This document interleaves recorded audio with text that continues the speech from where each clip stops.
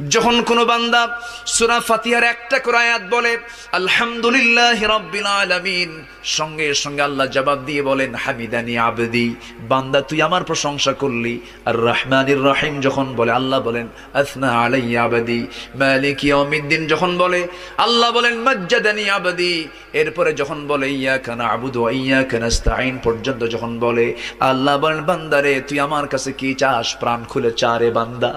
ইহদিনাস সিরাতাল মুস্তাকিম থেকে শুরু করে নিয়া ওয়ালাদ-দাল্লিন পর্যন্ত যখন বান্দা বলে তখন আল্লাহ বলেন বান্দা নামাজের মধ্যে এমন প্রেমের খেলা খেললি বান্দা, তুই যা চাইলি সব আমি আল্লাহ কবুল করলাম। ওই বান্দা যখন রুকুতে যায় আল্লাহ তখন অস্থির হন।